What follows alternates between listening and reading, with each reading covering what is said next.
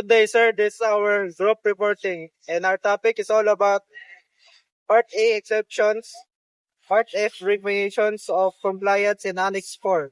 I am Gerson A. Lumandam. And I'm Adrian Tigoya. And I'm Francisco Atiborda Jr. I'm Jordan E. Fuentes. I'm Lawrence Alarza. Jean-Louis Bitelier. From Gito Day 6 year.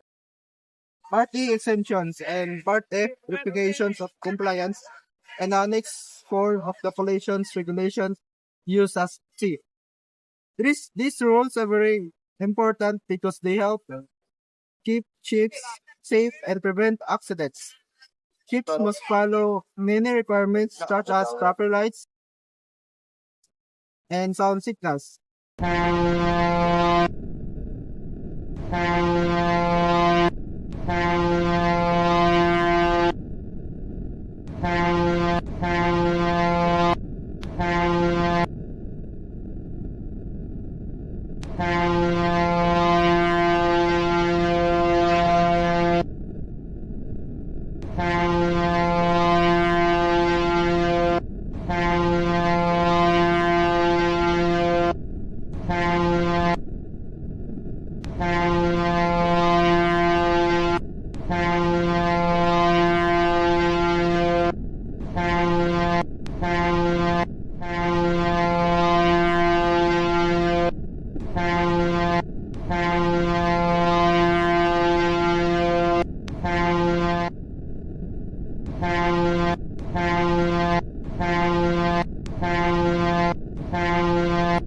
However, there are special situations where some ships may not follow the rules, and there are also system to check if the ships are complying.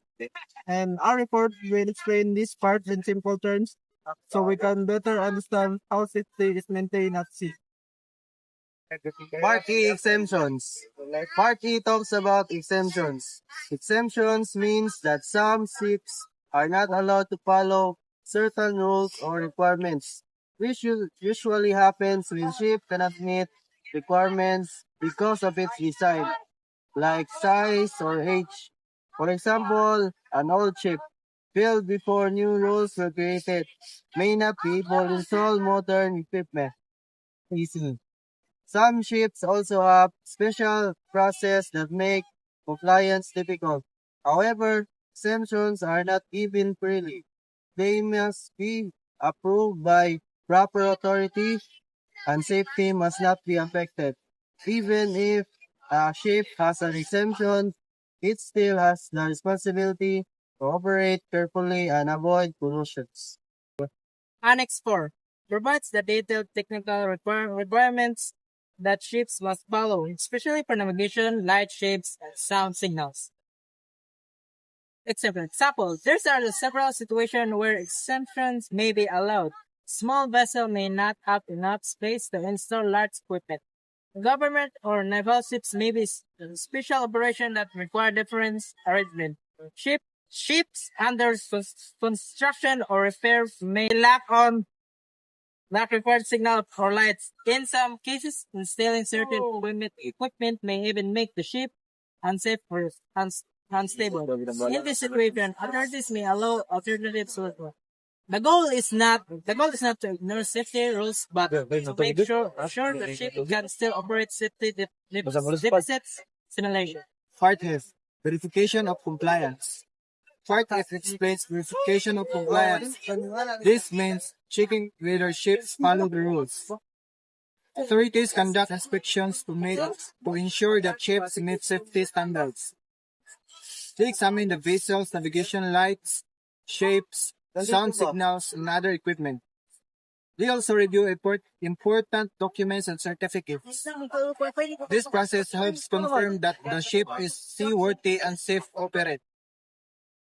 If a ship passes the inspection, it is allowed to continue operating. If problems are found, the ship must refer to correct them before sailing. Verification of compliance is important because it prevents ships from going to sea. To provide visibility of our special circumstance. This means rules are not read not all ships are built the same or work the same wayside. Some vessels like small boats. Research ships are special working vessels may have beside duties that make it physically impossible or unsafe. To follow every single rule is key as working. Explanation is the responsibility operate easily and shape home country.